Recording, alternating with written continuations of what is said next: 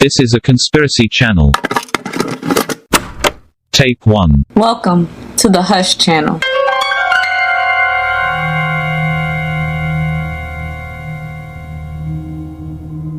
The heavens is just another term for outer space. Angels are defined as heavenly beings. Aliens are defined as beings from the heavens. Semantics, programming, and perspective. They were the gods of our ancestors. They are the gods of today, responsible for creating mankind, guiding mankind, overseeing mankind, and aiding mankind. The truth here is stranger than fiction. Here is the story. The Old Testament is told through the lenses of Shem's Arpachshad, Eber, Peleg, Abrahamic, Jacob, Israelite lineage, despite the fact that Shem himself had 4 other sons outside of Arpachshad, and that all the formerly named sons also had their own children and lineages that stem from them. Not to mention, we never get the stories of the biblical patriarchs' sisters and wives, and they are also, for the most part, excluded out of the Bible. These women often became the matriarchs of entire modern ethnic groups via being married off politically and being the daughters of the biblical patriarchs, left out of the lineages which only lists the sons. This information is vital. And then there is the New Testament, which was Rome's way of inserting itself into being a part of a people who were deemed to be God's chosen people. The Romans did this by way of the doctrine being inclusive of the Gentiles. Hence, the New Testament. The New Testament is a collection of books said to be written by men who were already dead by the time they were written. The Romans were so patriotic and egotistical that they even included a book named after themselves to seal the deal, the Book of Romans. The Romans are Yafeth's people, but via colonization after the Babylonian captivity of the Jews, the Romans moved into Israel, and they and other Yaphetic groups assimilated into becoming Jews.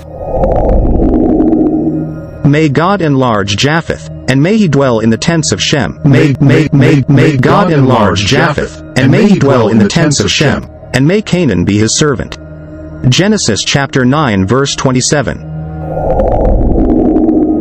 Biblical prophecy even foretells of Yafeth's lineage overtaking the identity of Shem's people. Ashkenaz, after all, is Yafeth's oldest grandson by way of his oldest son, Gomer. Yafeth's history is painted everywhere in the modern world and incorporated into elaborate productions even. History is often told by the victor after all, but this tape is not about Yafeth nor Shem. We know their story, front to back, back to front, better than our own. This tape is about the son whose descendants are categorized racially today as black. Every text, including the Bible, has a point of view and reason for being written, and everyone is the good guy when they are telling their view of what happened, including the villain. Thus, we need all sides to formulate a worthy opinion of the matter. In the Bible, Shem had 5 sons. The Bible follows Shem's Arpachshad, Peleg, Abrahamic, Jacob, Israelite lineage, and then proceeds to only follow its line of Judah, meaning all the other lineages of the Semites are disregarded, and to this day when people cry out anti-Semitic, it only pertains to the Jews, not to the rest of Asia, nor Africa, nor the Kemetic and Yafetic lineages the other Semites mixed into from the beginning that began populating the Americas, Africa, and Europe. There's no Bible for them. So of course, only one lineage gets to tell their side of history. There is practically no storyline for Cam's lineage in the Bible. Almost every time Cam's lineage is mentioned in the Bible, they are associated as being giants and or pagans. Due to this lineage's association with such evil, they are looked over. But this lineage holds the answer to the gaps in the Bible and in the modern world and to ancient mythology, because this was the first ruling class. If you look at the 36 tribes of giants mentioned in the Bible and look at the different lineages that stem from Cam, it is apparent that these tribes of Nephilim were named after the different lineages stemming from Cam. And these are the 36 tribes of giants listed in the Bible: Amalekites, Amorites, Anakims, Ashdothites, Avians, Avites, Canaanites, Caphtorims, Ekronites, Emmons, Ashkelonites, Gazathites, Geshurites, Gibeonites, Giblites, Girgashites, Gittites, Hittites, Hivites, Horims, Horites, Jebusites, Cadmonites, Kenites, Kenizzites, Maacathites, Manassites, Nephilim * Perizzites, Philistines, Rephaims, Sidonians, Zamzumans, Zebusites, Zuzims. And these are the initial lineages of Cam according to the Bible. And the sons of Ham, Cush, and Mizraim, and Phut, and Canaan. And the sons of Cush, Seba, and Havilah, and Sabta, and Rama, and Sabteca. And the sons of Rama, Sheba, and Dedan. And Cush begat Nimrod. He began to be a mighty one in the earth. He was a mighty hunter before the Lord. Wherefore it is said, even as Nimrod the mighty hunter before the Lord. And the beginning of his kingdom was Babel, and Erech, and Akkad, and Calneh, in the land of Shinar. Out of that land went forth Asshur, and builded Nineveh, and the city Rehoboth, and Calah, and Rezin between Nineveh and Calah. The same is a great city. And Mizraim begat Ludim, and Anamim, and Lehabim, and Naphtuhim, and Pathrasim, and Casluhim, out of whom came Philistim, and Caphtorim. And Canaan begat Sidon his firstborn, and Heth, and the Jebusite, and the Amorite, and the Girgasite, and the Hivite, and the Archite, and the Sinite, and the Arvadite, and the Zemarite, and the Hamathite. And afterward were the families of the Canaanites spread abroad. And the border of the Canaanites was from Sidon, as thou comest to Gerar, unto Gaza, as thou goest, unto Sodom, and Gomorrah, and Admah, and Zeboim, even unto Lasha. These are the sons of Ham, after their families, after their tongues, in their countries, and in their nations. The Book of Genesis, chapter 6, verses 6 to 20. I'll name 10 of the 36 tribes by name just as an example. The Amalekites, the Amorites, the Anakims, the Ashdodites, the Avims, the Avites, the Canaanites, the Caphtorims, the Ekronites, and the Amins. These same tribes are named after the different lineages that stem from Cam. The Anakim specifically are said to be a term for the Anunnaki. This lineage, Cam's lineage, was exponentially still interbreeding with the fallen Anunnaki angels after the flood. The biblical evidence relies on how Genesis tells the story of how giants came to exist through the interbreeding of humans and the fallen angels. And here, these 36 tribes of giants are listed as being very much alive even after the flood that supposedly wiped them all out. And furthermore, here they are, named after Cam's lineages only. Other evidence relies on the tablets of Egypt and Sumeria, where the line of kings are named, and the first kings after the flood are considered demigods, meaning half human, half god, and half god by way of the angelic Anunna, humans considered gods. And it is because of this that Cam's lineage is mentioned with such a negative connotation, and that they are called these giants and or pagans. Pagans because they carried on the stories, the culture, and the belief system that predate the flood, the knowledge of the old world and the Anunnaki. Their belief was different from that of the people who chose to follow biblical Yahweh. These were the people who wrote the Bible. Thou shalt have no other gods before me.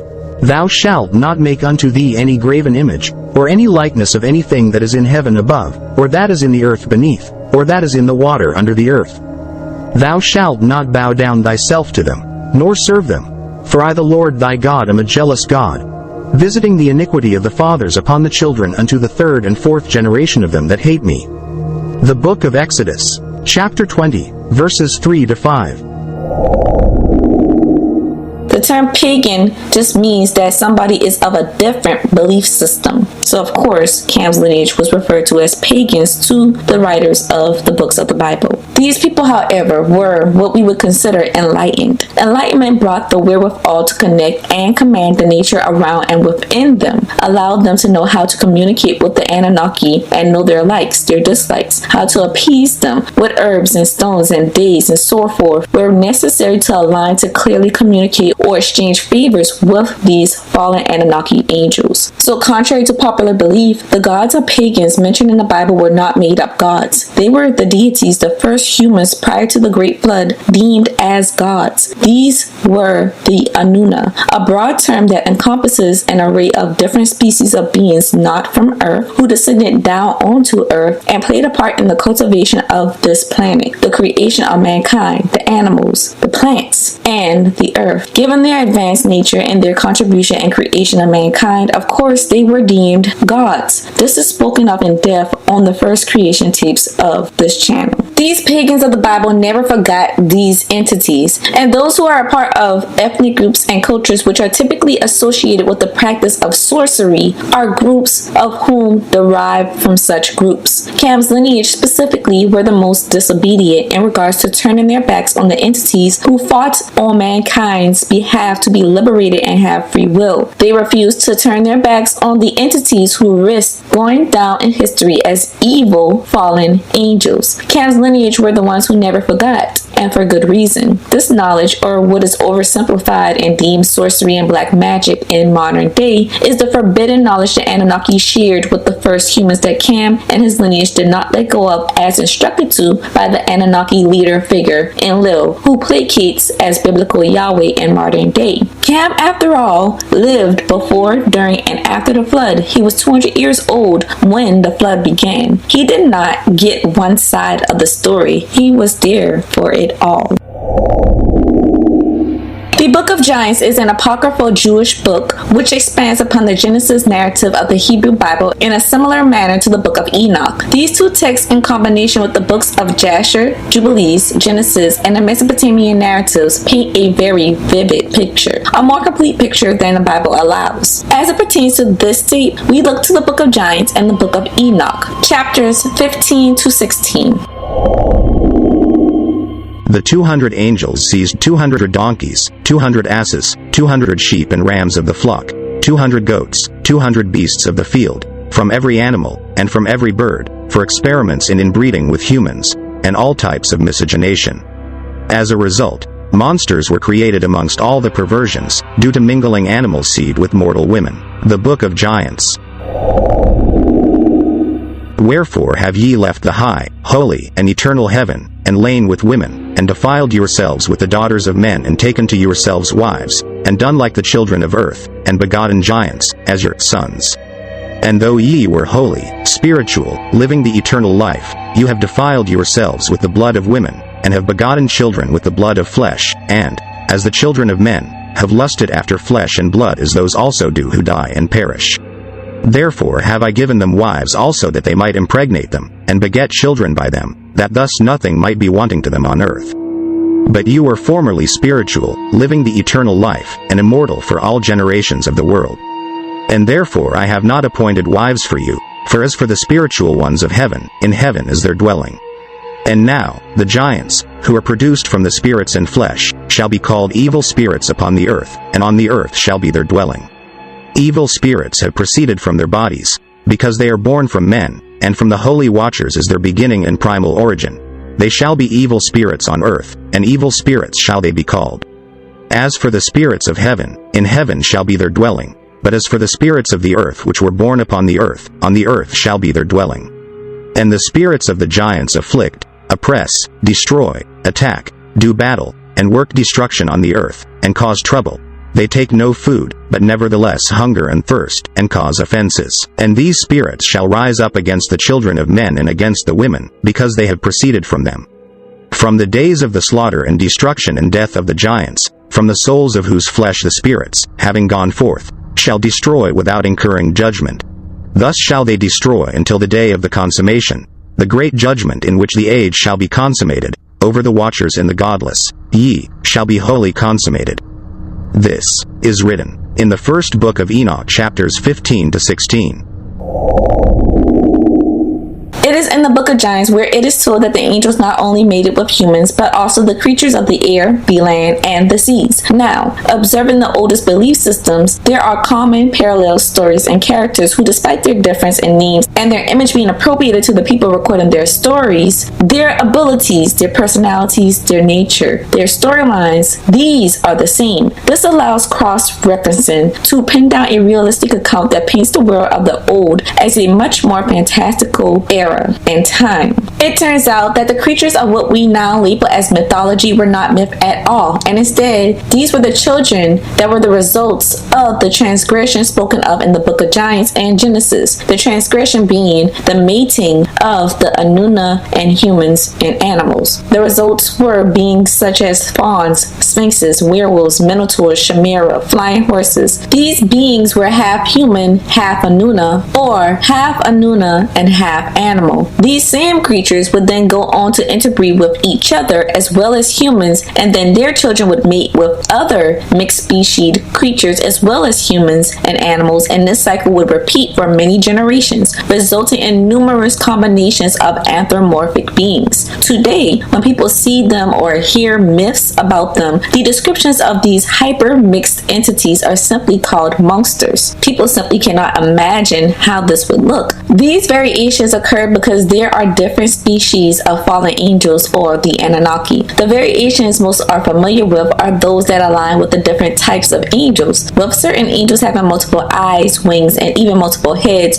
warranting them to approach humans saying, "Fear ye not," because they understand that their forms are not what humans are used to seeing in today's time, or at all after the flood after a certain point. But, as said before, there are more forms and species of these angelic Anunnaki entities than what is described as angelic forms. There's the lion, feline species, the Pleiadians, the Arcturians, the Reptilians, the Orinians, the Sirians, and so much more. Each group possessing different natures about themselves, deriving from different places in the universe, having different abilities. The Book of Giants states that the origin of demons begins when biblical Yahweh, who is actually the Anunnaki entity Enlil, curses the mixed species offspring of the Anunnaki angels, damning them to die and be unable to ascend, and instead become disembodied spirits, cursed to roam the earth until the time appointed. This is why entities that most consider demonic appear in forms the human mind cannot comprehend. These are the disembodied spirits of the hybrid children of the humans, the animals, and the Anunnaki, who were not all born humanoid. When people experience the humanoid disembodied children, they tend to experience something called the uncanny valley, which is when you experience fear upon seeing something that looks human but is not quite human. An example would be when people experience seeing shadow people, like the Hat Man, for example. Something that's darker than the night. Looks human, but it is something there that is quite off-putting, such as the stories of people who will meet a person and get an off vibe about them and maybe see a flash of that person's eyes turning fully black, or perhaps their eyes disturb you because just maybe the iris is just a tad larger than your brain is used to seeing in a regular person, or perhaps you catch a glimpse of their eyes turning reptile-like. But before that even happens, your spirit, your brain, your energy disagrees with them and is trying to set off your flight mode. These are examples of encounters with the humanoid disembodied children that often cause the uncanny valley effect. These children often can walk amongst humans going unnoticed, which can be a more disturbing thought to some in comparison to seeing the disembodied anthropomorphic children who are more obvious as to what they are. It gets even more intense because rather they are anthropomorphic or humanoid, some of these children vibrate at high enough frequencies and or have abilities passed down genetically that they still possess even as disembodied spirits. Abilities that can make them physical, able to possess others, shapeshift, cloak themselves, abilities considered siddhis in Hinduism. And there is also the fact that some of these beings are not even evil, despite their appearance and form. So the Kemetic lineage were having relations with these fallen angels and their offspring, and at an exponential rate in comparison to that of Shem and Yafeth, of whom the Kemetic lineage had subjected under Nimrod's reign directly after the flood, as Nimrod moved all of Noah's lineages to Sumeria, of which is still to date known as the first advanced cradle of civilization after the flood. Nimrod did that, and later this land became known as Babylon, after the attempted construction of the Tower of Babel. The Mesopotamian narratives are the oldest known creation stories and serves as the blueprint for all modern religion. In these recordings, it is gathered that those called the fallen angels were traitors on behalf of humanity, as humanity at that time were to only be enslaved and without free will and without knowledge. This means they were not enlightened. The fallen angels and their leader, Enki, who was biblically called Satan, rebelled against biblical Yahweh, who instructed the bondage of humans, who instructed humans to be ignorant and without free will and enlightenment. The plot twist here, in short, is that Enki is a reptilian, and because of his serpent phenotype and his humanoid nature, his appearance before Eve to help her create a tool to liberate her and her people against his brother Enlil becomes the story of the serpent in the Garden of Eden. Enki, however, is a master geneticist. He created mankind for Enlil to stop Enlil from massacring the Ajiji. The Ajiji were a lesser species who, in some epics, are considered the children of Enlil, of whom Enlil actually left for dead, as they cultivated the earth for 3,600 years, crying out for him to relieve them of their duty as they did not agree to work day in and day out for that long of a time. Enki's name in ancient Canaan was Yahu. In ancient Hebrew, Enki's name is YHWH, Yahweh. As his brother Enlil was the head of all the Anunnaki on earth, Enlil was the god of gods, and his withering ear abilities plus dominancy coined him as the lord of the ear and the prince of the earth, as he was the son of King Anu, making him a prince. King Anu is the father of the Anunnaki. Enki was also the son of King Anu, which made him prince of the underworld being the abyss, which is the deep waters. It was not an innately good or evil domain. It was just what it was. Each Anuna entity had their role and or domain that they had to take care of. So thus, the Sumerians coined Enlil as the great administrator, which in their language was Satan, from which we get the term Satan. This refers to Enlil, not Enki. However, today it is Enki that we call Satan, and it is Enlil that we call Yahweh. The names reversed. Enki in other belief systems is Horus, Osiris, Krishna, Jesus, Satan, Hades, Poseidon, and all their parallels. He is depicted as a merman initially and was actually the Anunnaki entity who saved Noah and his family, and this is recorded in all the elder stories on this planet. Enlil is Set, Jupiter, Thor, and a part of the Christian Trinity as well.